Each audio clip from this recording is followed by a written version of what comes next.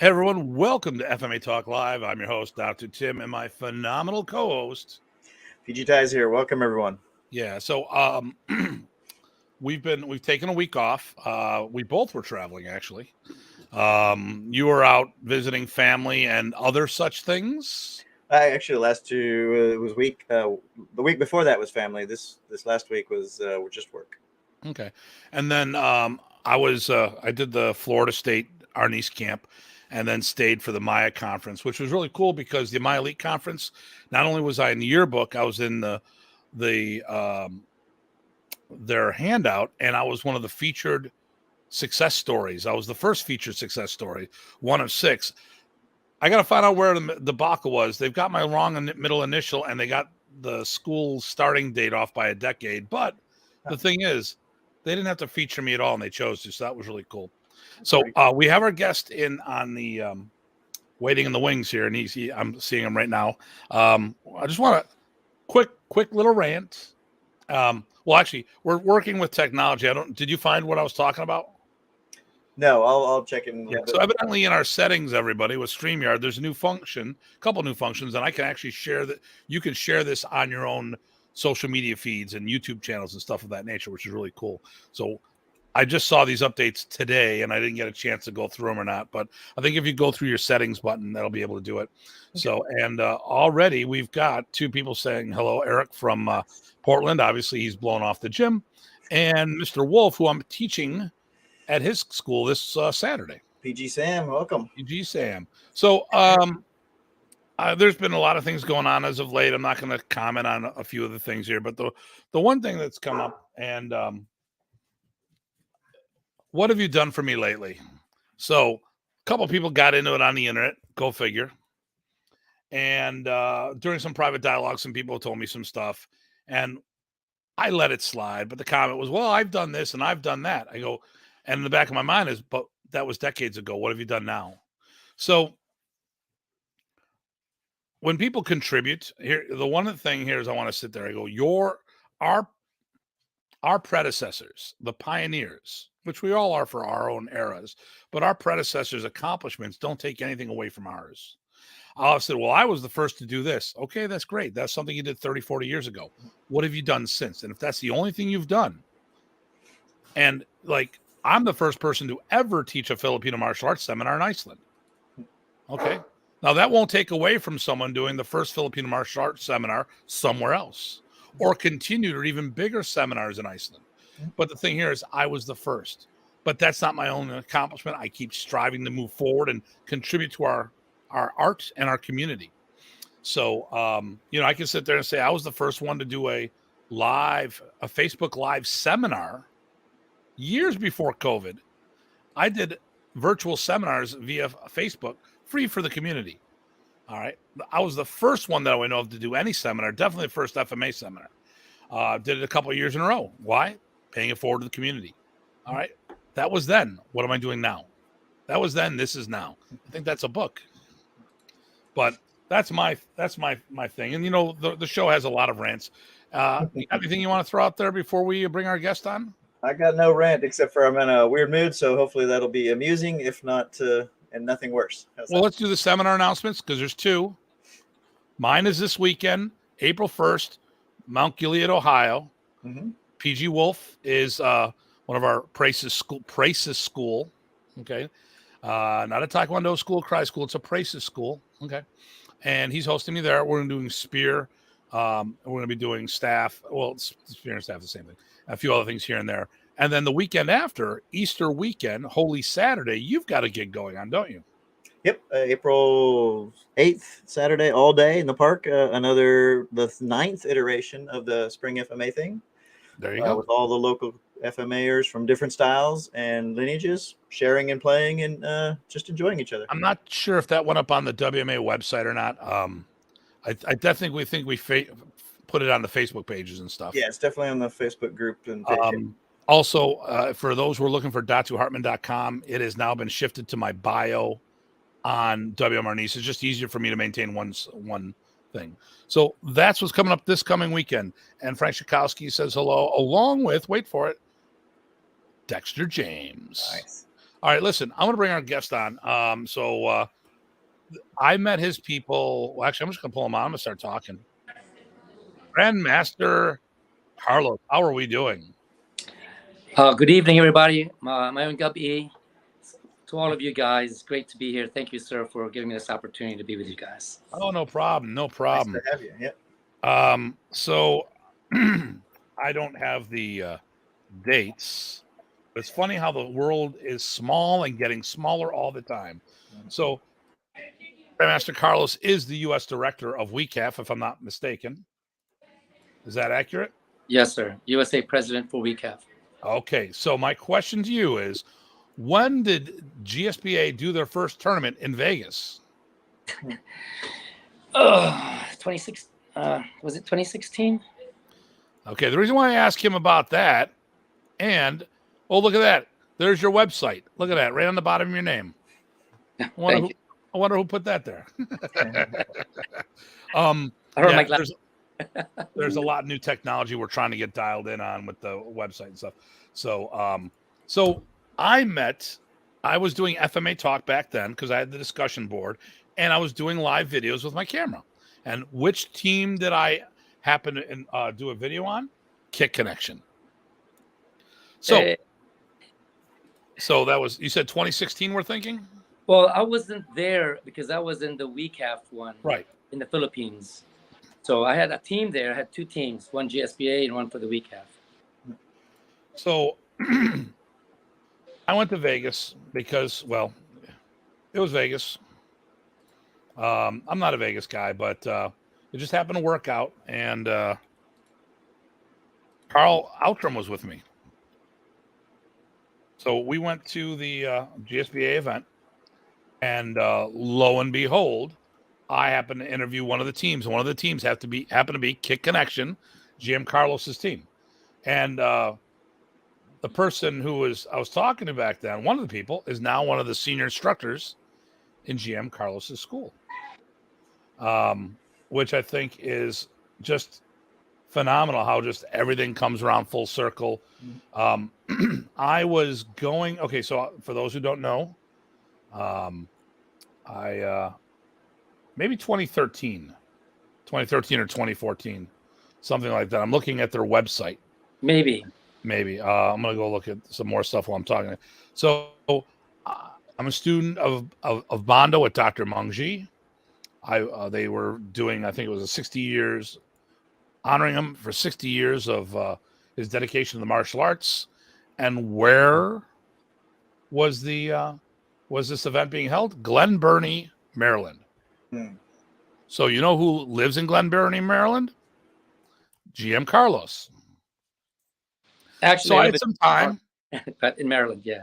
Or I'm saying, what did I say? Maryland. I live in Arnold, but you live there. But the schools in Glen Burnie. Now there's a couple schools there. We can talk about a few of them. But the funny thing is, I've been there before. Matter of fact, you, PG Tye, met Carlos's sister. Oh, yeah. When his father was getting the Hall of Fame award. We're up in Atlantic City. And Maria was there, and we met there. I went down to the school, and so I had messaged her. I go, hey, I'm going to be in Glen Burnie for this. What, are you going to be in town? No, I'm going to be in Jerusalem. Oh, okay, no problem.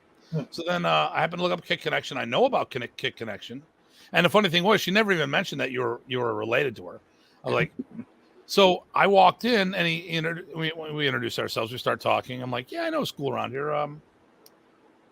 Golden Dragons. You mean my sister Maria? Like, what, you're all Filipinos? No. Literally, that's my sister. Nice. Oh. Small world getting smaller all the time. Definitely. So then they invited me down. I back to be part of their black belt grading, and I got to see the school phenomenon. Here's so this is one of the things I like talking about. So it is not an FMA school first. It is a Taekwondo school. But GM Carlos, please tell us how many people, men and women, do you have doing your Doce Pares program in your school? So I have a total of 400 students active in Eskrima, in Taekwondo. And out of the 400, about 100 are Escrimadors and A Escrimadores. quarter of them. Wow. And when I stopped in the class unannounced, they weren't just doing sticks only. They were doing open hand combatives from Filipino martial arts. So they weren't treating it as it's weapon only. When I sat on the testing board, they're doing sparring, as we'll refer to as Patalinghug sparring in my club or whatever. They're doing leg kicks and all this other stuff that is definitely not done in Taekwondo. So a quarter of his students do FMA as well. That's great. Yep. So 100. There's people that are hoping to have 10 students of FMA, let alone 100 students of FMA. Now, granted, when you've got a Taekwondo school, it's easier to offer enrichment programs and other programs to recruit people. But the fact of the matter here is, this is a guy who's teaching Filipino martial arts. It's a big part of his culture. It's not just like a side dish. This is who he is. And he's promoting Filipino martial arts, which just goes back to the FMA professionals I talk about. Or more importantly, we need to get the F out. We're martial artists, and Filipino things are what we specialize in. So we don't have to use, because when I say get the F out, the problem is when we talk about Filipino martial artists, all the Filipino martial artists that I talk to, it seems, well, we can't have a big school because we're Filipino martial artists. Bullshit. We're martial artists who specialize in Filipino techniques. Right.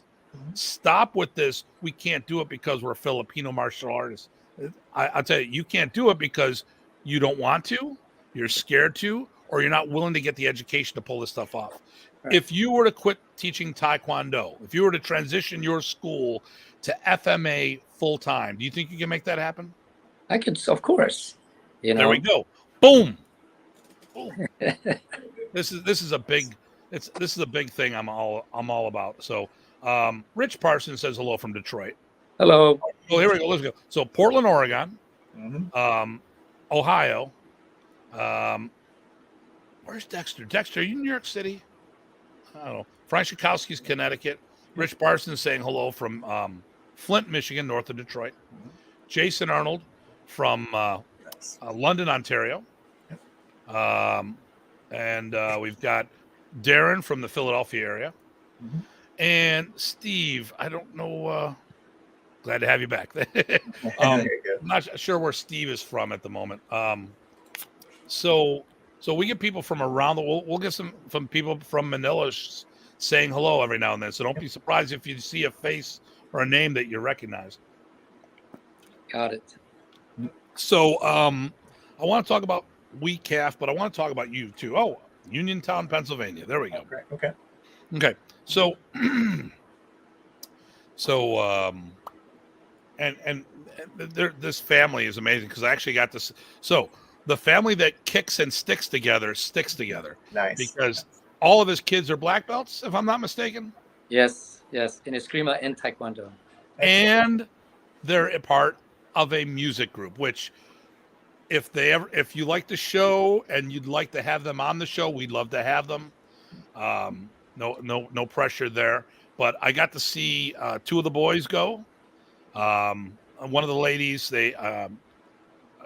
she had a anklet on, or a ankle brace. I guess her leg was jacked up during the time. I was watching her on the side, and then I think one of your daughters was reading for your one student. Yes, it was deaf. So she has a deaf student, and so many of them sign in the school, which is great. I'm jealous of that. That's the world champion, also 2-time world champion. Wow. Yeah. So Magaling.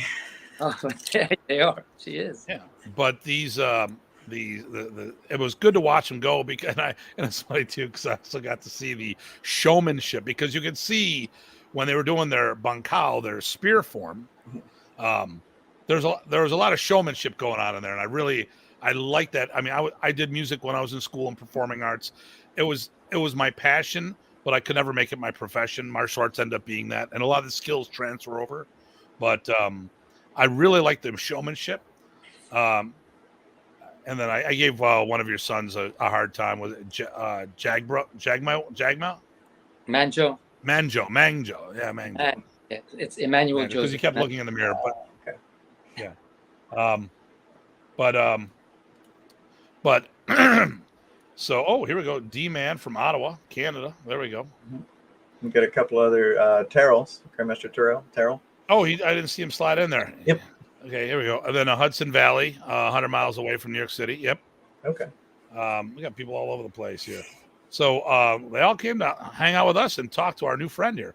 So let's get a quick background on our friend here. Yeah. And then we can go into WEKAF, because I want to talk about quickly what did you guys, pre-COVID, what happened during COVID, what's coming after it. I mean, I don't want to listen, and it's not one of these things of that we have to sit there forever talking about COVID, but I want to know how people dealt with it, so we can learn for future things here. But let me see here. There's a couple reasons why I like Carlos. One, he's our age, literally. We're all three of us are the same age, which is great. Oh, wow. Yeah. We're all 25. That's right. That's right. So are you a Taurus, by the way? I am. April 24th, next month, is my birthday. May 7th, brother. May That's 7th. what's up. I've got some things here. So he's a 7th Dan in ITF Taekwondo. Nice. 9th degree Grandmaster in Kakoi, Dosei Paris, Kakoi branch, which we love. We love Kakoi. I wish I met the other branches of Dosei Paris. He's the only really. I mean, I met Kakoi's brand. I mean, and is Don Cuesta through the Kakoi's lineage? No, he's multi. Oh, well, then I did learn to see both lineages. Then okay, I'm okay. I met Kakoi through Don Cuesta brought Kakoi to a Doug Pierce seminar with Remy. So that was the first. And then I saw him in Pittsburgh with he was teaching with Zach Whitson. But so you studied with Kakoi Kinyete, Juni Kinyete, Don Cuesta. You've done a little with Tuan Chris Sayak, Master Fred Ocampo, and a little with Edgar Salute. Salute, yeah. A Mako system. Now that's, and then there's your Taekwondo, did you work with General Choi? Yeah.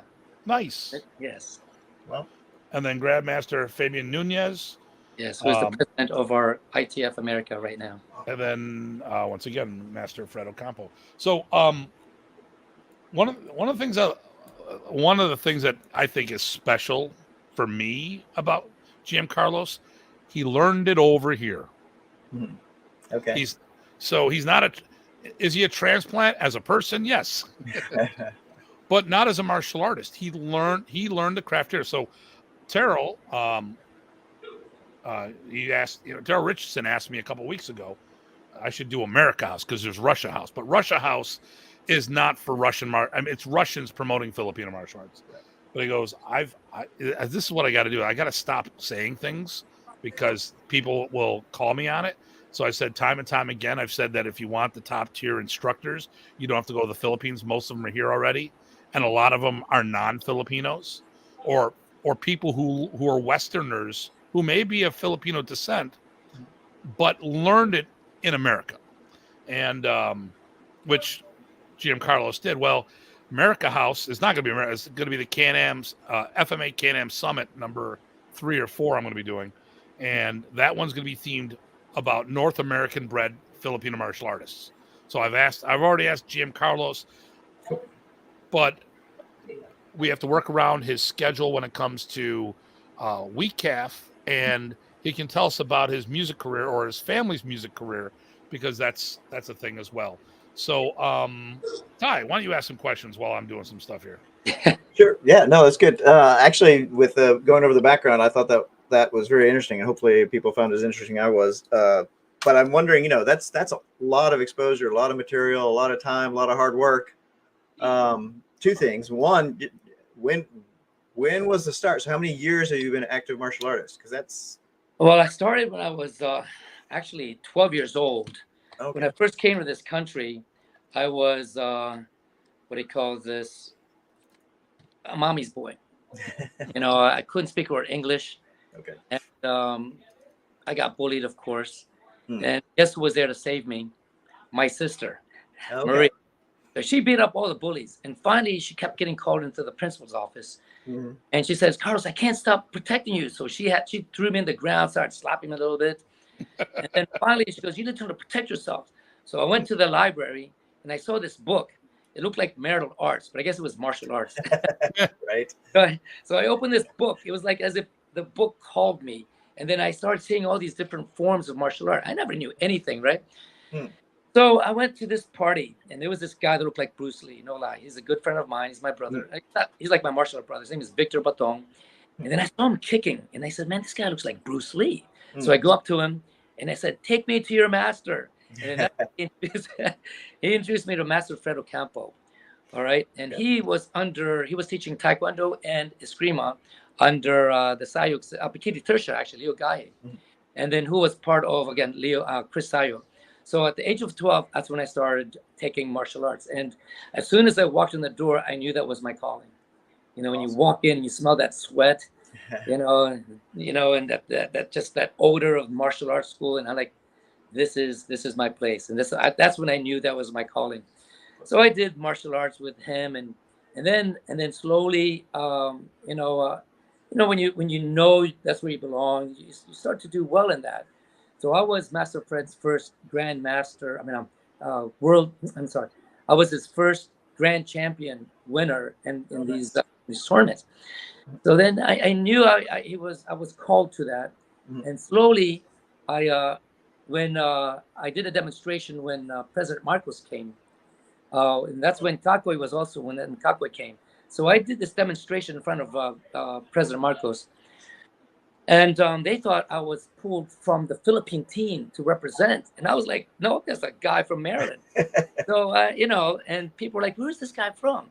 So they realized that's when Kakwe came to me. It's like, you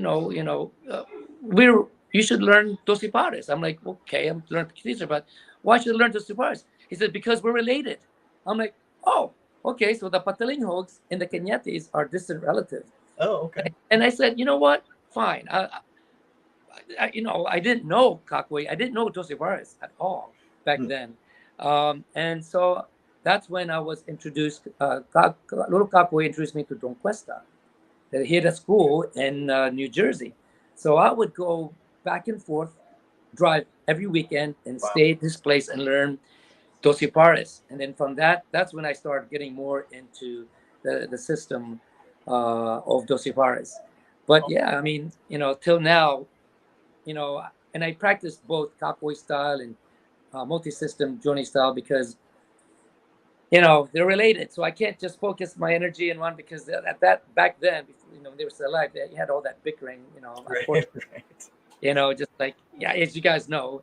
And so I couldn't, go to this and then favor that. So I was like, okay, I'll do this. I'll, go here. I'll support Uncle Johnny with the tournaments WEKAF, and I'll support little Kakwe with his system. So at the end of the day, we're all Dos Pares. Okay. So that's the thing that like we talk about Pikiti Tersha and Taekwondo. There's all these different Kwans and all these different Pikiti Tersha groups, but they're united in name. Whether you're not for good branding, I mean, for us, not us. I know a little, but for the person who's not who's for the average Tom, Dick, and Harry, most people wouldn't know there's a difference between both Dos Pares. You would just say, oh, it's Dos Pares. It's like they're all the same Taekwondo. Well, actually, there's different Kwans and stuff like that. But for the connoisseur, we would know. But the name branding, I mean, okay, let's say you got 10 schools of Kakoi and 10 schools of multi-style. Guess what? That's 20 schools using Dos Pares. At the end of the day, it's huge. I don't really want to read this guy's components. Or we've got a stalker. I'll let you. Well, actually, first of all, we'll do. Looking forward to America House. There we go. See you on the 8th. Yes. This is for you, Ty. You get to read him today. Yeah, there you go. Oh, our friend. Start like the wind. This one's fine. Guys, have any tips on floor trim? I tried carpet double-sided tape, just did not work. Tried Rust-Oleum paint, didn't work. I have zebra mats. Okay. Thank you. I don't have any idea. I train on asphalt. Yeah. Okay. He usually has a lot of comments that are those kind are of funny. coming. Yeah, Those are coming, right? I'm waiting for Renee because Renee, I made a live announcement today, and I'm expecting him to be hopping on, but he hasn't done it yet. Well, I appreciate what you said a second ago too, Jim Carlos. The idea of you liking the Paquita Tertia and those related things, and liking the Doce Pares, as well as your commitment to Taekwondo. I think there's room in our hearts, right? It just actually helps, enjoying all of those. There's plenty of room for that. Plus, in some sense, it helps you appreciate what you have and what the others have, and so now you come out ahead. There's even more to love. Well, honestly, the ITF style Taekwondo has taught me how to teach because they're very, very, very, very detailed. Yes. To a point where it's very scientific in sense of like angling of positions. So for example, they're so detailed that if the back foot is not 15 degrees, if the front foot is not 15 degrees, and if your chest is at half facing, then when you do your patterns or your style or whatever, then you get deductions. So by being analytical and very, very specific, I've implemented that in my style of teaching Eskrima, because as you guys know, when you go to the Philippines or grandmasters, they say, teach me this. Okay, they teach you that. And he's like, here's another one. No, teach me the first one. Then next you're teaching of 50 ones. But like, no, I just need the fundamental, teach me the basics and the basic concept, And then the angling, so that's one thing that I really appreciate that Taekwondo taught me, is to be very detailed. And so, Dr. Tim, when you saw them do their sayo, everything was precision from the angle of the foot to... I should have videoed it. I really should have videoed. I'm kicking myself in the butt for not doing it. It was nice because listen, the thing that we always like about what I've had a bunch of Filipino martial artists. Every now and then they stop by a karate or taekwondo school and they watch them and they like, look at that, they're so in sync. Now, when you watch the Doce Pares forms, they're all over the place. I mean, like they're flowing nonstop. My goodness, there was 10 people in sync with each other the whole time. And it's like a kung fu form where there's not these rigid stops, so it's really hard to keep everyone in. See, I look at karate and taekwondo. It is so much easier to keep people together because it is a syncopated thing. There's not this legato type flow to it. It's very staccato, choppy, bump, bump, bump, maybe a flurry of something. 1, 2, 3, look, and to see a group of Filipino martial artists doing it together makes me like, wow, look, they actually know a form. It's not being made up. That's another story there. Well, this is good. Now one of my top students is ITF. I think he's second degree. He came to me decades ago, actually. And he still practices his material. I should actually introduce you guys if we can get around. Yes. Pretty good. Yes. It was, oh my God, it was so nice. I mean, and everyone was dressed, once again, uniforms. And uniforms could be simple as a matching T-shirt, which they had really cool matching T-shirts. But I mean, it doesn't have. I mean, but they had the Doce Pares uniforms. Actually, depending on the belt, they do sashes versus a belt like we did. Actually, I thought your daughter was wearing her pants inside out until I realized it's her sash and it flipped over, and I saw the back of the embroidery. I'm like, I was gonna go over it at the end of the test. That was my daughter. That wasn't your daughter? No. That was my. Not a black sash. Well, she is, but are you asking me if she was one of the ones that's doing the testing? No, the one sitting on the side. Oh, okay, correct. Yeah. So I'm watching her, and I'm like, I was just about to sit there and say, why are you wearing your pants inside out? Well, because they were wearing black pants, I didn't realize it was a black sash, and the slash flipped over. But everybody matched. It looked like, wait for it, a team. And people like being part of the team. When you go to a professional sporting event, what do a lot of people do? They buy the jerseys because they all want to be part of the team. Once again, yes, me shoving it down your throat. Uniforms go a long way. I'm just glad there's more people in FMA using sashes because I'm partial to those. Oh, screw you! But screw also, you little Inai, right? Suro Inai has sashes. I like sashes, so sometimes I wear a bunch of wusses because you don't know how to tie a hard knot. That's true. Well, technically, Doce Paras, I've implemented, like, I've taken the best of multi-system and Kakoi, and I've meshed it into, like, made it more American in style in terms of having organization and consistency. Because one thing, as you guys know, there's one, I shouldn't say this as my own people, but we need consistency. And there's no consistency in some of this. Now, let's stop. Let's talk about this because, okay, I had someone make a comment that a newborn Filipino is more knowledgeable than me because they knew more Filipino martial arts than I did. Like, okay, whatever. It wasn't directed to me; it was directed to somebody else, but it applies to me as well. Mm-hmm. And I can sit there and listen, if people sit there, well, we're a better teacher because I want a Filipino. Well, why do you want a Filipino? You want culture? I can share some of the culture, not a lot, but I can share some of it. But if you want, okay, if you were born in the Philippines and you're raised there for part of your life, and you want someone that can relate to you and teach in the learning platform that you are used to, then yes, there's that cultural thing. And if that's the way you learn better, by all means. But we transplant all these martial arts to the United States. We're not teaching Asians. We're teaching America. Or if we're teaching in Europe, we're teaching Europeans. And you teach to their standards. It's not changing the art. It's changing the delivery system to make sense to the recipients. Correct. Because Americans want order. Mm-hmm. We want consistency. We want professionalism. And they get discouraged. There's no organization or... Let me ask you this right here. What percentage of Filipinos do you think didn't get an education past their 4 years in the islands because of the poverty? It's, are we talking city? Are we talking Bukid? If you're talking city, they go up to, I don't know the answer, but Okay, let's put it this way. Because of the situation there, it's not that the Philippines have, I don't think the Philippines have a bad education system. I don't think everyone gets access to it because of their means. Would you say that's an accurate statement? Yes. I mean, and it's, again, you have to pay for uniforms, and some of them can't even afford school uniforms.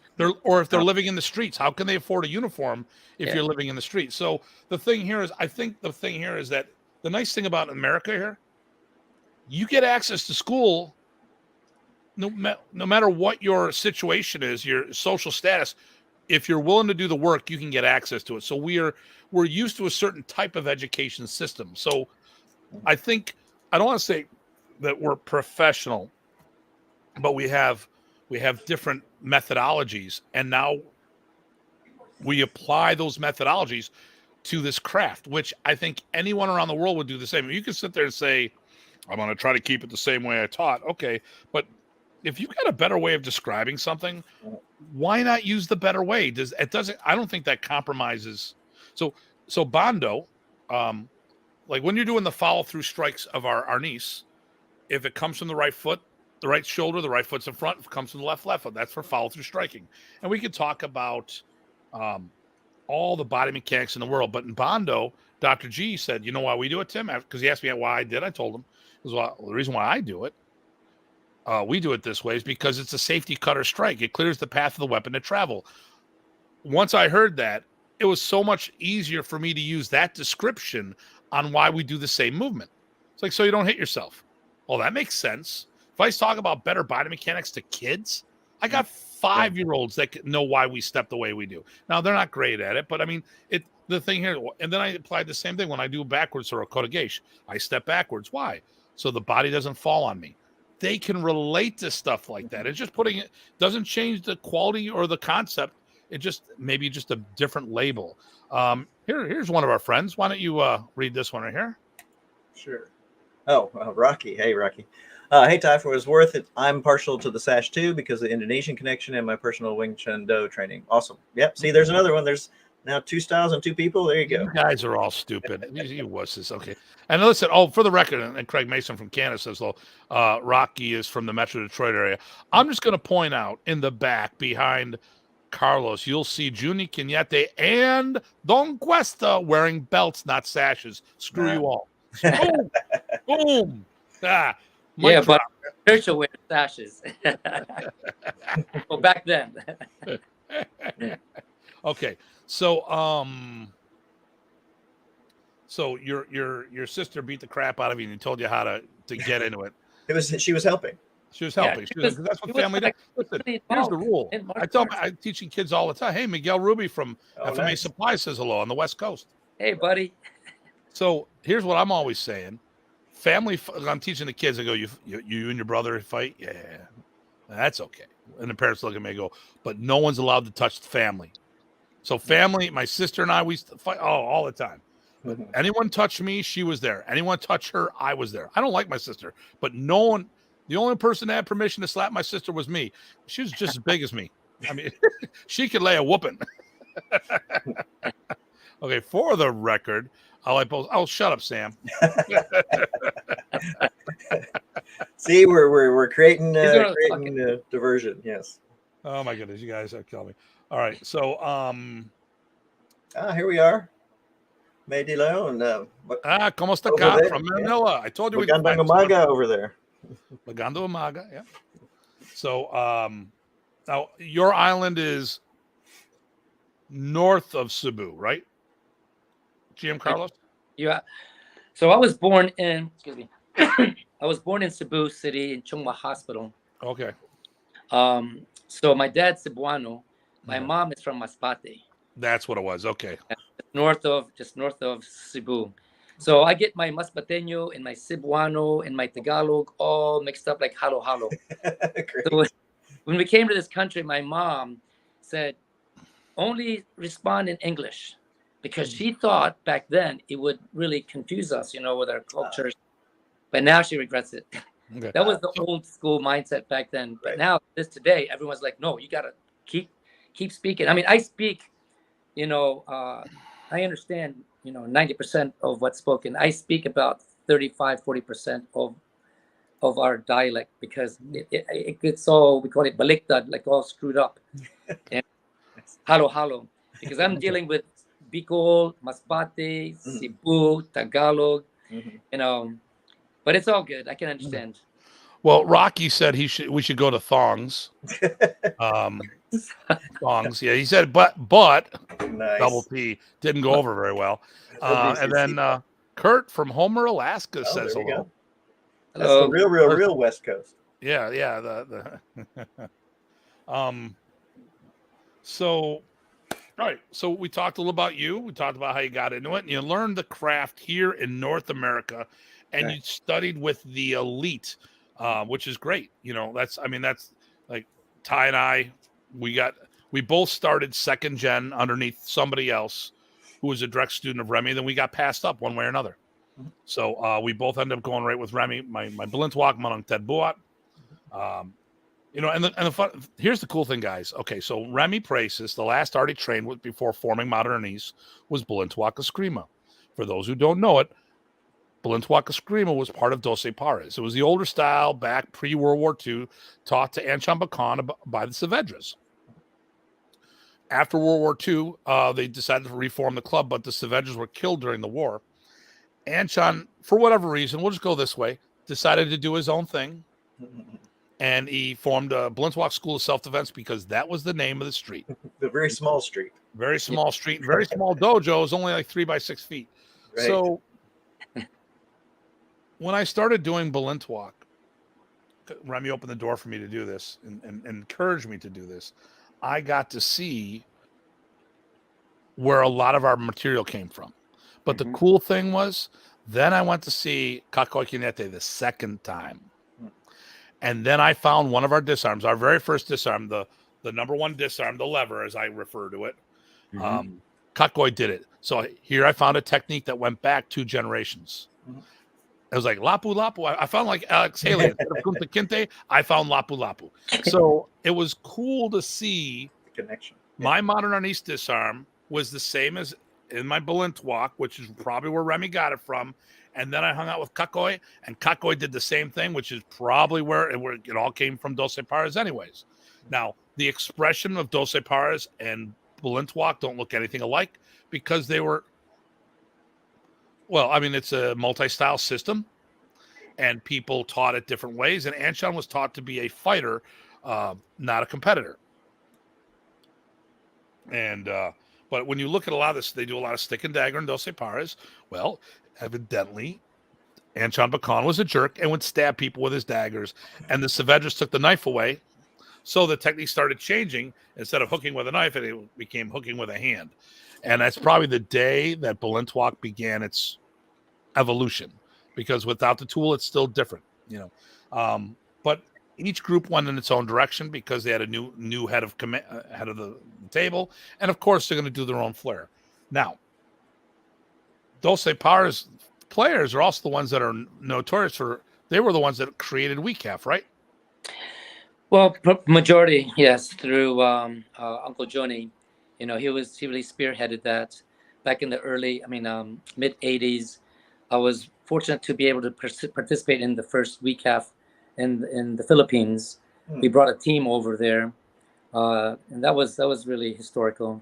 And that was the first time that they've actually seen a group synchronized form, and that really blew them away. It was, and then the Filipinos, they're like, okay, we're going to copy that and we're going to make that better. Right. So it's always us and them. Nice. We know how that works. That's just a compliment, though. Yeah. Thank you. Yeah, exactly. WEKAF really is now, it's not just, Doce Pares, because we have different, organizations that come into it now currently, but it was predominantly Doce Pares. Okay. But now we have different systems that come in. Yes, it is a non-dominational organization. Yeah. They open up and they welcome everybody. Is WEKAF Doce Pares centric? Of course it is. But I've brought people. I've had fighters go in there and they were never discriminated against. Correct. So they welcome all. Anyone who's interested in stick fighting as a sport, they want to work with you. Correct. So that's a cool thing, So, and the cool thing now, WEKAF, it's not even, these are not Doce Pares. They're Doce Pares, but just different systems from north, central to south, merging together as Team Philippines. Right. With the help of our Senate President, Zubiri. So he's really been a key figure in unifying and promoting and bringing all systems together to making PCAF, which is the Philippine team, which is also under WEKAF. So WEKAF is the world. Each country has a representation. So I am the USA. Then in the Philippines, you have the PCAF, which is the Philippine team. But thank God for Zubir. He's the one that really pushing that. And that's when we got that involved to the SEA Games. Because as you guys know, getting systems together, like, no, I'm not going to support that because we're this. We're not going to support that because with it. No, there's a merging of a style of sparring. You're not taken away from your system, but you come together as FMA, as brothers and sisters, to fight a certain way in promoting this FMA style through the WEKAF and the Philippine team. And that's why, like in the Philippine team, it consists of many systems. And they represent Team Philippines when we compete. Like this game coming up, Cambodia, which is the SEA Games. You have the PCAF representation that will be representing that group, and they're not. Has that location been confirmed? I know we were talking about it at the time. Yeah, they are gonna have representation in the SEA Games in Cambodia. So the SEA Games will be held in Cambodia? Yes. All right. So yeah, and I guess I'm going to that.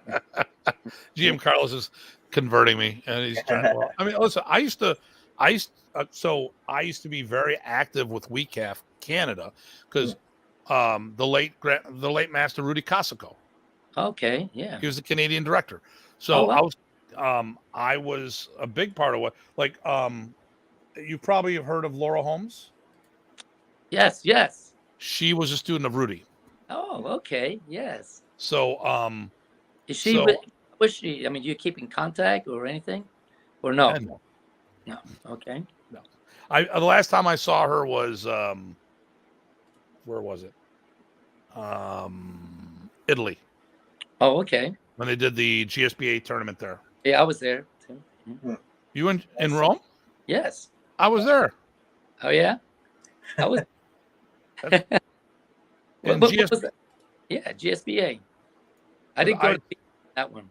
I taught at the Defense Lab event days before it, and then I went over. Then I it was funny. I hate politics. Yeah. So they have protocols at GSBA. Go, well, you had to have been this, that, or the other thing. I'm talking to Tom Sip, and I go, listen, if you need help reffing, let me know. And he was all set to put me in, and then all of a sudden, someone started giving me grief about it, and the person we were discussing, and the whole thing was because I hadn't done stuff. Well, this was like the second GSBA event ever, like, or even at the first GSBA. None of the people who were there had ever competed in a GSBA event because it was the first one, but they were thrown in. And this is the thing I always got. I get a little tweaked about when you have a qualified person.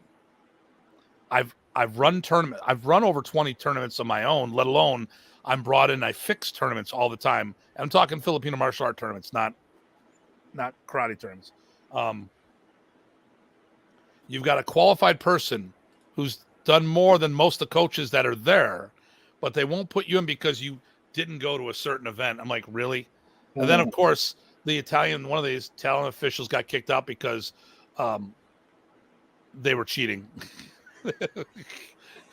I'm like, okay, here you got a non-partial guy, because I did have a fighter there, Mark Basil.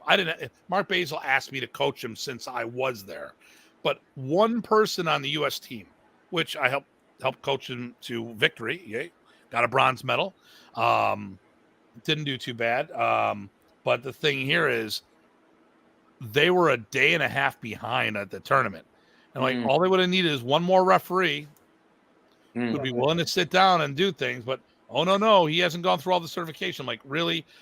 And it's not like I'm some ham and egger. People knew who I was. Yeah. Yeah. That's my rant. There's my rant. Another rant. I'm allowed multiple rants. Now, when you see, it's different now. It is very, very professional. Like the 2019 SEA Games in the Philippines, it was very professional. The judges and the referees all wore they all went through the proper training. So we weren't pulling instructors or competitors to judge, like before the good old days. Where like, hey, are you doing anything? No, but I have to fight in 5 minutes or 10 minutes. Well, come over here and judge this round for a second. Right. Not like that now. Right. It is, it is totally like very like legit and professional, and I'm very proud to say that we're stepping into that level of consistency and professionalism. Because remember, after two games back to back at SEA Games, then we go to the Pan Asian Games, and then that qualifies us for, God willing, for the Olympics. So we have to get our crap together. We have to look professional. We have to look consistent. We have to be consistent with how we judge. There has to be, certain protocols of the way we enter, the way we score, the way we judge. It's like watching, like a legit world championship taekwondo tournament or something, where you sort of certain way, we're not wearing flip-flops, you know what I mean? We're not having our legs spread wide open, we're not drinking as we're scoring. No, it's very legit and very professional. And I'm very proud to say that, we've taken it to that level of professionalism. So I didn't know about the drinking portion. I would have signed up a long time ago. No, I was gonna say, he's just the one he said that we're not. I was thinking that sounds like an interesting, fun tournament too. The one. Listen, I don't know anything about this comment, so I'm going to share it. Wasn't there a famous challenge between Jim Cañete and Jim Bacon? Of course, I can't say because I wasn't there, but as you guys know, it's like the Wild West, in the Philippines back then, and everywhere. yeah.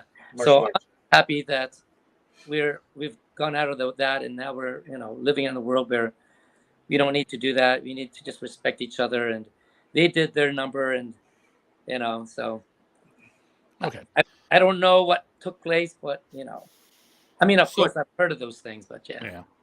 All right. So let's get into it. The topic, we talked a little about you and how we got here. So let's I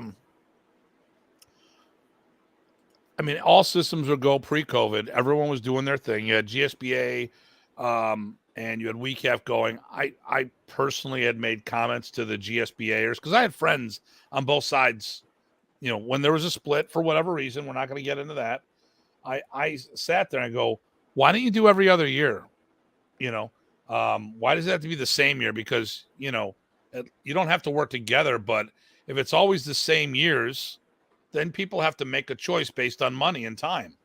If you could have done like a world championship in 99 and another one in 2000, or in this case, 2023 is 1 year, 2024 is the next.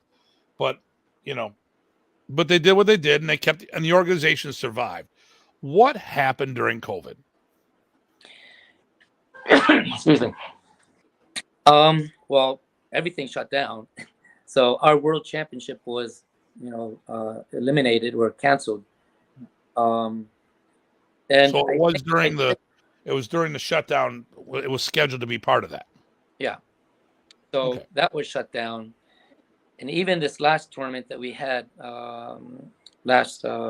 past July, we just barely got the venue, so everything was still crazy in the Philippines. Wow. Even today, I think it's still, Yeah. And they're a year behind with their COVID stuff. But anyway, bottom line, I mean, I get it. It's just, again, politics. But so that really did a number with, but I think the good things about that came out of it was the virtual and, coming together virtually. I mean, they try to have a tournament, but that was really pitiful, because their wife good, and the forums would shut, pause, and that didn't work out very well. But at least they tried. Hey, here we go. Here we got someone. Grandmaster Unyo. Awesome. Great to see you guys again. Greetings from Olongapo City in the Philippines. Pugay Datu Tim and PG Tai and Master Carlos. Look at that. Grandmaster Unyo from Lanada Cuntao. Yeah. Magandang umaga. Good evening. Good morning. Yeah. I knew we were going to get some more people from the islands. We always get a few. Yep. Yes. Grandmaster Unyo is a regular on the show, watching and commenting, which is great. Mm-hmm. We got to get him on the show. Wink, wink, nudge, nudge. Grandmaster Unyo. I've had Renee Tungsten on the show, so we have to have him back as well. So they tried to do the virtual forms competition. That went because let's put it this way: if you're doing it in the Philippines, if you haven't been in the Philippines, they have a lot of gray out or brownouts. Yes. And always affects the internet. Right. And Jeffrey, how you doing, sir? So have we done a physical one since COVID? Yes, of course. We, like I said, we had one in July, the WEKAF championship. And that was where? In Cebu. It wasn't Cebu. Okay. Yeah, Okay. Cebu. That was actually a very organized. I mean, I thought it was very professionally run. Again, we had a good friend of mine, and Antonio Lucero, my West Coast director. He pretty much ran the show with his expertise in organizing the computers and the bracketing and all that. So again, we've got the resources, but the Philippine team, they were just on point. Awesome. That's what they do. They eat, sleep, breathe this stuff. I mean, we got our ass kicked in the padded language. Well, in the padded, but in the pad. However, we when it came to the live, because remember, PCAF, I mean, they do live stick, but they really focus on the padded because that's their thing. Okay. But us Dosipares, we like the live stick. When it came to the live stick part, we did very well. In fact, we got a great compliment from the head coach. He complimented our team and said, "How is it that your competitors are like winning my team?" You know, because we really train our students not only hard hitting, but the cardiovascular. Remember, this is 3 1-minute rounds. Yep. So the first minute, everyone looks the same. Second minute, Yep. you know, someone's getting tired. Third minute, now you know who's in and who's out. And we were just spanking at that point. So I can honestly say that we did really well in the live stick part. Padded stick, different story. We got to learn their system, Sure. you know. But that's something. Their sticks are too whippy. It's padded. What do you expect? Well, there's a lot of good padded sticks out there. Theirs is just cheap. It's like in anything, you know, whatever the thing that you're playing, you have to be tuned for. Yes. So, and okay. WEKAF, our style of padded stick, you know, is slightly different from the PCAF style.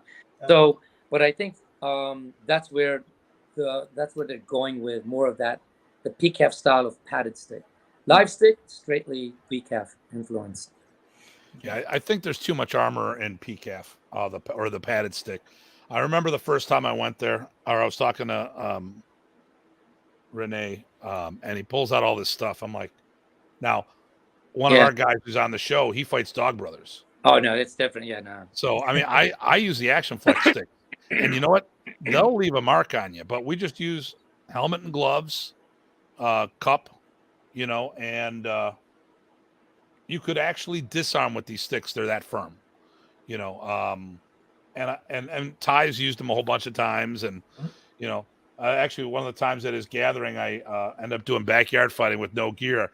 I forgot what that was like. Yep. Got a couple good zingers in on me. I'm like, I gave it back. It's like, haven't done this in a while. Boom. Oh yeah, I should have. Yeah, there's my knuckle. No, I agree with you, sir, because you know, like the way the old PCAF, I mean, the WEKAF style of padded stick is not anywhere near like PCAF style. I mean, PCAF is you just nip him and they would call the point. I'm like, wait, what? Because back in our days, you had to hit like it had to be like a thud hit. So not just like with point karate, you know, like right. I mean, well, I'm sorry, point system, you don't make contact, but you know, light contact. But in the PCAP, I think that that's the only problem that I have with it. But say no, the contact level is way too light. We when we do, I mean, because you could say point, you could say blade rules. So basically, everybody out there that hears people say blade rules, they really just don't want to say point fighting because they want to sound tougher. So, but because really that's what it is. There's no difference between blade rules and point fighting. It's the same damn thing. But the thing is, like when we do our stuff, like with the kids, we'll let it. We'll okay. If it's a nick, we'll let that count because it's children. You know, I got 4-year-olds competing in it, so I mean, we don't want to like knock people out, but you know, generally speaking, we want a solid shot. Yeah. You know. Yeah. And we don't do a complex point system. It's real simple. Headshot is 2 points, 1 point everywhere else. If I drop my stick, my opponent gets a point. If they disarm me, they get 2 because why should they be rewarded so high if I hit them and I drop my stick? That's not a disarm. Also, we don't do things like automatic losing the round. That's just a point deduction. And I've seen that we've competed. Oh yeah, I've competed in this one tournament. One guy at the Arnold Classic, they were doing WEKAF with kicks, basically. Oh. And so my guy destroys his opponent. The last 10 seconds, he drops the stick. Mathematically, he could not lose. They gave it to the other guy because he dropped the stick. I'm like, he wouldn't have made it out of the first round if it was a real fight. I mean, he's kicked him, he sticked him, he did all this other stuff. I go, so they gave the round to the guy, and then they did the point deduction on top. I'm like, wait a minute.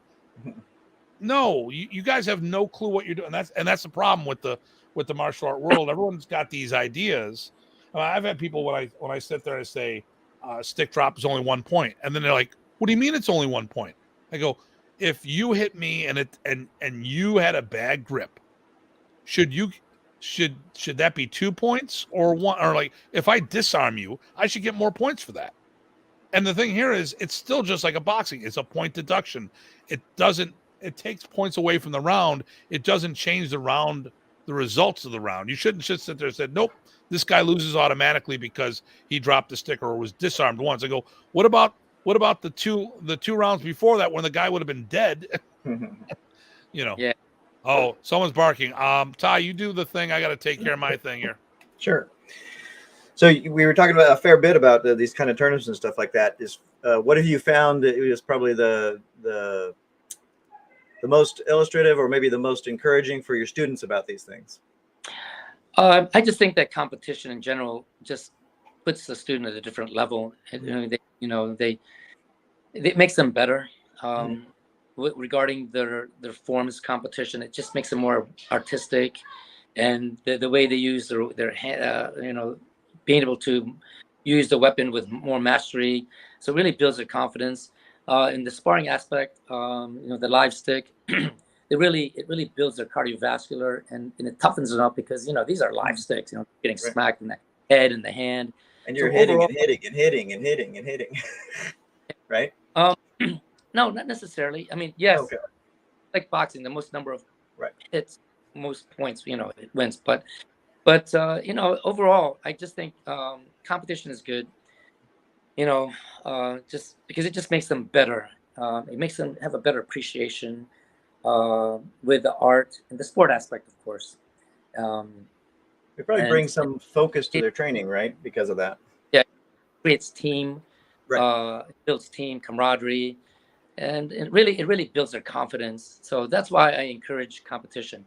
Now, of course, each tournament, each styles and systems have their own way of scoring. And then that's fine. Not everyone's going to appreciate the Dog Brothers. Not everyone's going to appreciate the WEKAF stuff. Not everyone's going to appreciate the PCAF style thing. But those who do appreciate it, it's what they do. Not everyone's going to appreciate those things, but it's what you like. And if that's what you like, then you have that community of people. But for us, I'd like to think that we're hopefully taking it to a more of an international approach, just like in Taekwondo in the Olympics. Right. There's so many systems, of Taekwondo, but the WTF system, their scoring is what they use in the Olympics. So if we, as FMA, are going to push towards an Olympic style world or community, we all, as different systems and styles, ultimately have to say, hey, look, I want to go to that style of level of competing. We have to follow the rules, So Dog Brothers may like, hell no, I'm not going to do that. That's okay. It wasn't meant. Right. You know what I'm saying? But if you want to take it to that level, so ITF, I'm ITF, right? And I'm not WT, or back then we're called WTF, now they're called WT. Right. So I could never do the Olympics because I don't follow the rules. Right. So we, ITF, could never be in that stage. You know what I mean? Because we don't follow the rules. Because we like to kick and punch, because that's what Taekwondo is. Tai is, kick, smash with the foot, Kwan, hand, punch, destroy. Do means way. But WT is, their hands are down, they're kicking. Yeah, they punch, but it's not like what we do. So if you look at an ITF tournament, it's like kickboxing, kick, punch, pow, pow, pow. If you look at a W tournament, it's predominantly, hands down, the kick, kick, kick, kick, kick. So we don't compete in the Olympics because we don't want to follow the rules. So if you have an escrimador that wants to possibly go to the Olympics, ultimately they're going to have to follow that game. And if they don't, hey, it's not your cup of tea. It's all good. Right. Well, let me add a follow-up question, if you don't mind. So I know I personally love to hear connections and stories and stuff like that. So I was wondering, along those lines, have you got any favorite stories about your students or you from these types of competitions? Things that have happened, things, successes, or just funny, anything along those lines. Because I'm sure you do. There's too many. You're asking me questions about some of the memorable, funny, crazy moments. Yeah. Okay. All right. Okay. Don't laugh. So in the world tournament, in 91, 92, whatever. And it's just, so this is first time Team USA is going to a WEKAF championship. So it's me, my brother, who's now a priest, by the way, Oh, wow. Father Leo. This guy's amazing. But anyway, so we got this kick-ass group form. It just blew everybody. So I do this move where I'm about to take off to do this flying kick, right? Because it's a group form. It's creative. So as I do this takeoff, I slip. My foot flies under me, and I do like this slide across the floor. People think I'm like doing this Michael Jackson slide and off my feet. They never knew that I actually slipped, right? Wow. And people were like, "Ah!" I'm like, "Wow!" They thought that was part of the group form, And I'm like, "Okay, I'll keep it." But it was a slide. That was memorable. My brother, okay, this guy again, like, he's a Roman Catholic priest, okay. Mm. This guy is a grim. But prior to that, here we are. He's competing. This boy is hitting so hard that he broke 3 sticks in his opponent. All right. In one round, he's like, pop, pop, pop, pop, break, give me another stick. Pop, pop, pop, pop, break, give me another stick. And I'm thinking, my gosh, what's going to happen if he goes to confession and these people say, bless me, Father, for I've sinned? What did you do? There you go, right? 25 push-ups or something. Nice. No, I'm joking, of course, but he's a great guy, of course. That's cool. Another story, but yeah, you never know, what people do outside of this. That's one of the things I love about martial arts is that you have all these people from different backgrounds and they're coming together about this one interest. Let me tell you a quick story if you don't mind. Sure. The Vatican. He's a Roman graduate from the North American Pontifical College. It's called the NAP. And you just don't go there. The people that are studying to go in the Vatican they're super smart. He graduated with his summa cum laude in the Vatican. So when he trained, he worked out with the Swiss guards. So when the Swiss guards, when a priest walks by, they do a certain salute. When a bishop walks by, the Swiss guards do. When my brother walks by, they do this funky salute because he's down with us Swiss guard. But he's so super cool. You got to check him out, Father Leo. You may have him in the show. You never know. You got it. Here we go. Fars Extremes, Pool Noodles versus Rebar. Okay, yeah. Here we go. Renee finally says, yo. I was waiting for Renee there. Then we got very true, GM Carlos. We need to develop mass appeal. Yep. And then being an old Taekwondo fighter back in the 70s, ITF was more realistic fighting versus WTF. It's funny too because your Taekwondo is point and your stick is continuous. Actually, it's just kind of yeah. Versus but yeah, right. Like, well, wait a minute, you should know how to do this part, but that it's all right, so let's get into some other things here. So because we're getting at that point, so I want to make sure we have time to discuss certain things here. So what is the future for, if not WEKAF as a global organization, what plans do you have coming up for this year? Well, for the near future. Yeah, we have something in the works right now, hoping cross the finger we find a venue because we're having a hard time finding our venue.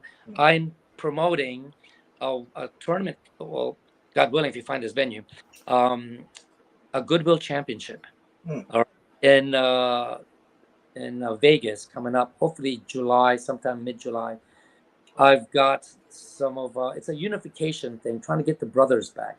So when I first met Datu Hartman, he told me he was going to. I said, "No, man, we're Gao, we're cousins." You know what I mean? So in Cebu we say Gao, right? If you're cousins. So I spoke with I don't know if I told you, but I had a great conversation with GM Tom Sippin about we had a great talk, an hour talk, and it's like, yeah, I was going to support this Goodwill Championship. The Kakoi guys from all over the U.S. are going to try to support that and bringing the Juni Cañete family and the Kakoi Cañete families together, and that's what I've been working on. All right, unifying just the brothers and the sisters and the cousins together, and just a Goodwill Championship. It's going to be a single stick and a padded stick and a forms, and then I'm thinking having a 2-day event, and the next day would be more of like a convention style seminar session where we would invite specialties like Also, PCAF will be coming. You know, once I get this venue, and I'll have my brochure out. And So why Vegas? because what happens in Vegas stays in Vegas, bro. But you don't want it to stay in Vegas. That's right. Yeah, you want it. You know, because I think it's a great opportunity to, it's a great place. Well, I know, but I mean, listen, I want to have dinners. I want to sit down with my brothers and have a good time. But you could do that. I mean, here's the thing: is you could do that anywhere, and okay. So I am a Maya member. I'm a Maya Elite member, and they just recently got rid of their Vegas convention, or it's on hold because they're still recovering from COVID and people going. Personally, I never liked Vegas because, especially when you look at schools these days, what percentage of them are kids, minors? There was a part. Okay, so the owner of Century, Mr. Dillard, couldn't get his son into one of the events because he was a minor. Oh yeah. He flipped hundreds of thousands of dollars and he couldn't get the guy through the door. So, the thing is, when you're, we just did the conference in Orlando just a couple days ago, and they had people. The youngest person in attendance was 13 years old. Vegas is not. I mean, we were thinking of, hotel, what do they call this? A venue with the rooms, or if not, we'll find something. But you guys got why not do it in your area? I mean, here's the thing: if you're going to be the host of this, I'm not trying to say don't do it in Vegas. What I'm saying is, with where you're at and the manpower you have, why not do it in your area? Couldn't you find a venue by you? We could. I just think that when I spoke to Gerald Cañete in Cebu, he was really excited about having it in Vegas. Yeah, but okay, I'm going to make a racist wait, listen. There's a racial factor in everything. Uh-oh. Okay, there's a racial factor in everything. Do you really want the Filipinos in the casinos? Listen, I can tell you stories about Remy prices. I can tell you stories about Ernesto prices. I can tell you stories about a whole bunch of other people. I understand the Filipinos love to gamble, and it's not racist if it's true. Tell me I'm wrong. You're right. Okay, enough said. Okay, so Rick Manglanong hosted Ernesto when we weren't training. Where was he? He was in Ernesto was in the casinos. Remy Trump, I think, was going to name a friggin' room after him because of how much money he spent there. But I mean, come on. I mean, really? Let's see what happens this week. Okay, so let me just get caught up in here on this. Fartlek of the Wind, WTF uniforms are like dresses. Okay, yeah, okay. Fila's new uniform looks like spandex. Gotcha. Renee, question for GM Carlos. Who do you like better, Tim or Ty? Okay, screw you, Renee. And about the event, okay, yeah, right. We're not going to talk to Renee anymore. What do you mean, you people? You know exactly what I'm saying here. We need judges where there are Baccarat table. Oh yeah. How are you gonna have judges if they're at the roulette or the craps table? That's all I'm gonna tell you there. Got to. You have to keep the grandmasters happy. Yeah. There's other ways to keep the grandmasters happy.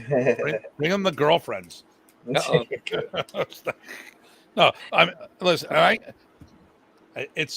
know it's cliche-ish, but I mean I understand. But if you want a good event, this is from an event promoter who does these things all the time. At the end of the day, you want a good quality event. I remember when was it Tom or maybe it wasn't Tom? Maybe it was Rudy Casico, and we were talking, and he's like, he didn't want to go to the one Florida tournament.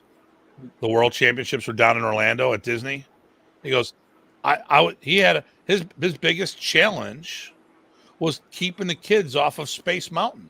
I mean, because they all were thinking about Disney. They weren't thinking about competing. That's a good point. Yeah. So, I mean, and let's think about this. How many people are going to be thinking about Vegas? I do an event in Barbados. And before the event started, because it's all-inclusive hotel, which means all you can eat and wait for it, drink. There you I go. had to tell a bunch of grown-ass adults that because I was part of the staff, that paid their asses to be there. And I'm like, and I had to sit there and say, your drinking doesn't begin until our teaching responsibilities are over. And I didn't mean they couldn't have a drink. Right. But the person said, the people were asking about the drinking. They weren't asking about the teaching. I'm like, really?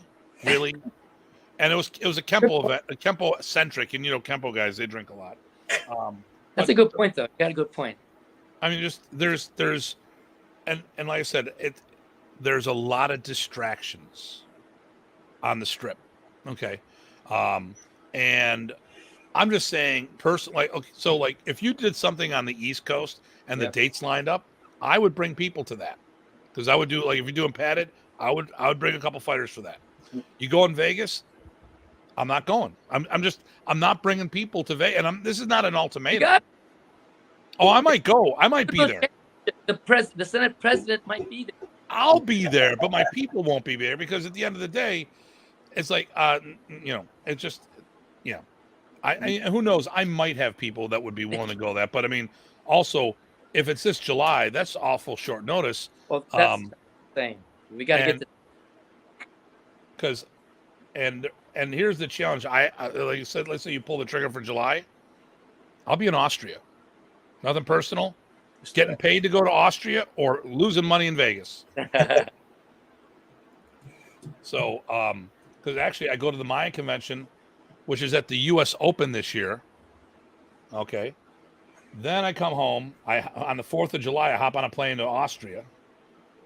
And then you've got, there's so much stuff going on with such a short notice. And, the Filipinos, or if you're going to get, is this going to be a U.S. thing or a world thing?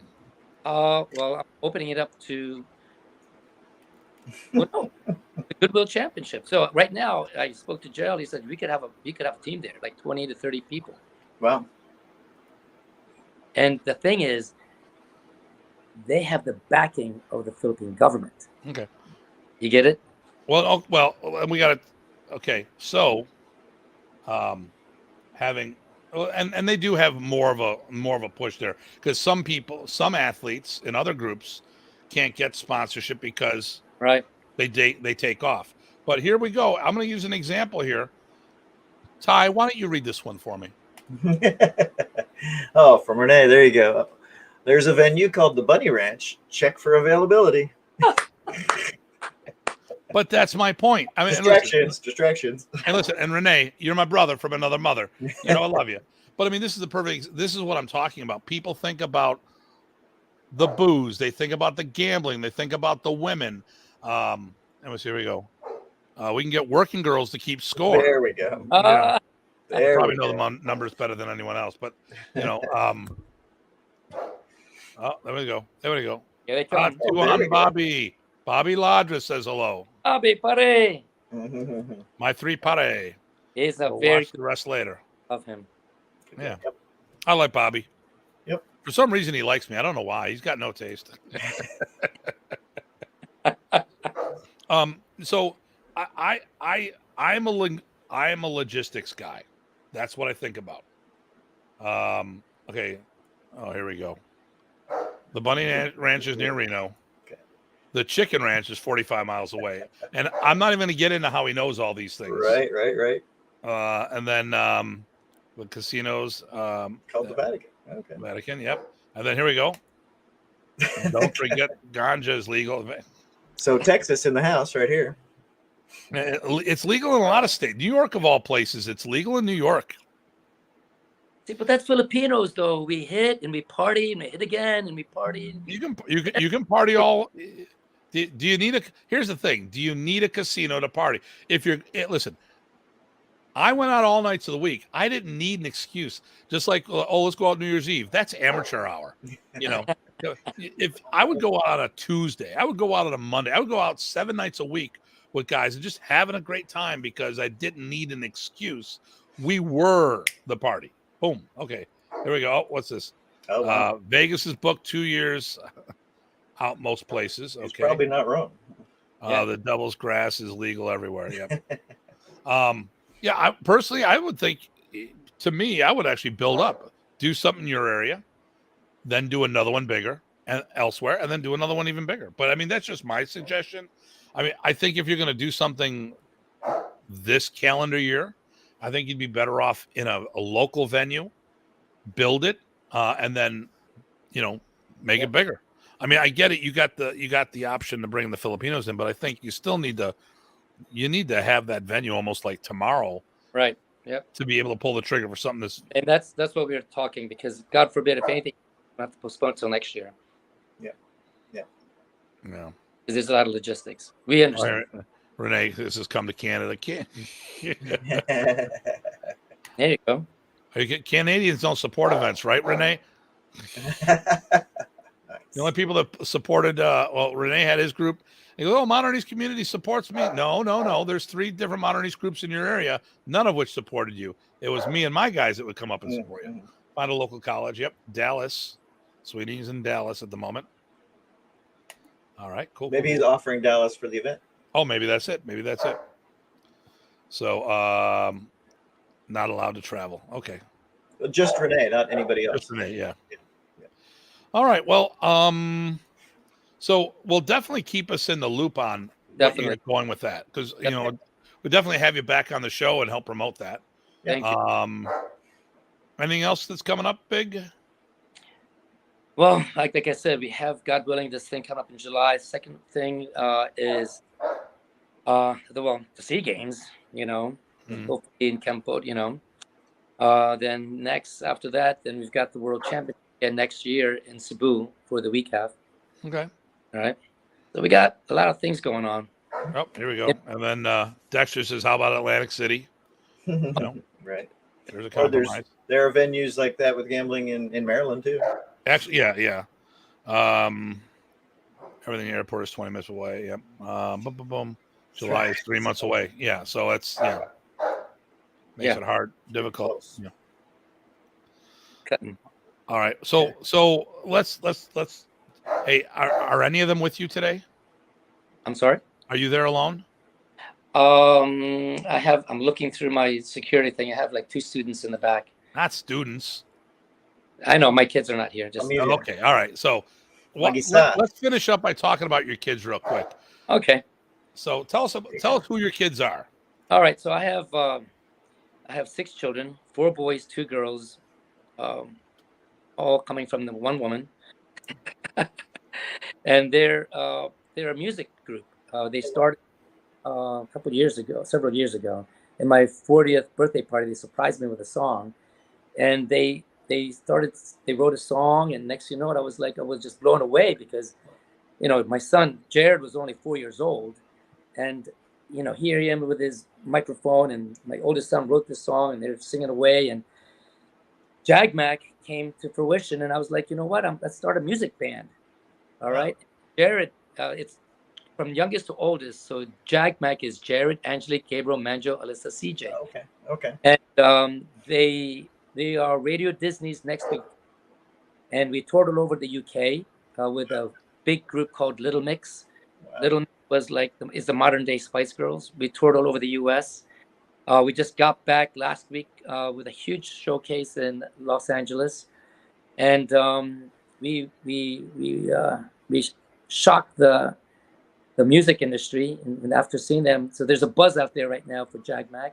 Nice. And because of the past 3 years, nothing has happened because of all the shutdowns and the lockdowns, and and so the whole industry was like pretty much frozen. But we came back very successful from that showcase, and we've got labels very interested in them, and we have an offer coming up from another major label as well. So a lot of great things. We work with A-list producers and A-list songwriters and choreographers. They write their own music, and it's a very family, positive, fun group of kids, and that's their brand. It's positive, family, fun. We had a lot of great opportunities with the producers of the Undercover Boss, the Great British Bake Off, Duck Dynasty, producers of those things, they came to my home, into my dojang, and they filmed a sizzle reel. So we might have a potential reality show with Wow. a bunch of music group, working in a dojang, singing in the weekends, and just the whole family dynamic. So Wow. but we'll see. So they were pitching it out to Netflix, Hulu, Peacock, and we'll see where this takes them. But there's a lot of great things happening for the group musically, and also in the TV world as well. Well, that's a beautiful thing just to hear about the family and the family focus and the family getting recognized together and sharing together, doing this activity together, supporting each other. That's awesome. Thank you. So- They had no choice. I said to each of them, you're going to go to church with me every Sunday, and then you're going to get your black belt. So that's after that, you can do whatever. So Okay. they form a music group. Okay, fine. Wow. So Renee asked him to open up for them. He plays a killer recorder. It's all Slipknot covers. Nice. All right. Huge event in Canada in November. A bunch of us are going to Turkey for hair transplants. Oh, Renee, that's pretty good. All right. And then Dexter says that's awesome.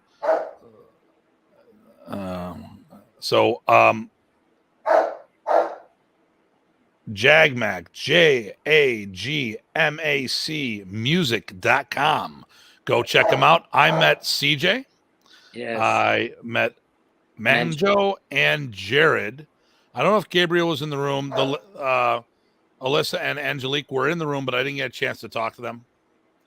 No, I think no. But CJ and Manjo tested for, I think CJ went for like a fourth degree? Third degree. Yeah. Okay. So that was cool.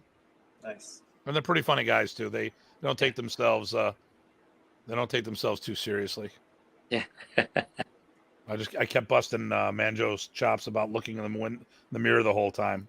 Like, are you always looking at yourself, or you? He goes, no, I couldn't remember the form. I'm like, looking through the mirrors to find out everyone else is doing that. Nice. like I go like this. I'm like, it's like, It was like stop it. He's a good cook though. He did a very good. So Jared is a good bartender. And Mancho was a really good. He did a nice chicken adobo. Yeah, you like that? Yeah, I think it's the Polish side in him. Yeah. So I go, yeah. I was talking to CJ. He goes, yeah, we're Filipinos. I'm like, what? Filipinos, nice. Like, dude, that's awesome. Nice. So, can you play a clip? I meant Tim. He wants me to of your promo, so you can get on my recorder. Yeah, there you go. It's actually a kazoo. I downgraded. So, well, listen. I had a good time. Ty, you have any final questions for our man Carlos? No, it's a pleasure meeting you. We're practically neighbors. We should make sure we can tag up sometime. And you are where again? I'm in Springfield, Virginia. Oh yeah, you like maybe like an. So my event's in Fairfax, Virginia, here in a couple weeks. Yeah. Okay. And you're invited, by the way, too. Okay. He's in Miami that weekend. I already asked. Okay. Easter weekend, aren't you in Miami? I'll be in Florida. Sorry. Yeah. But and always, I have 2 events of these every year, and 2 on Bobby's there a lot of times. Okay, great. Yeah, good guy. Love him. Yep. He had me at his last thing too. So we're it's all familia, man. That's right. Really, seriously. There's no bickering. We put the F out of the. You know what I mean? Family martial arts. Yeah. We're literally like what Dr. Tim was saying. We're brothers. We're cousins from different, relatives. We just come together. Yeah, at least here in the U.S. In the Philippines, I don't know how it is. Maybe a little bit more bickering, but here I think there's more cohesive and friendly, unification and especially across styles. yeah. Well, here's what I'll say, because it's regional. When you've got more distance between people, they get along better. So, like, if you're in the Bay Area, oh my God, it's not there's a lot of politics because they're all on top of each other. East Coast here, we are so spread out. And I think the problem here, as you see in the Philippines, is that everyone's in the same.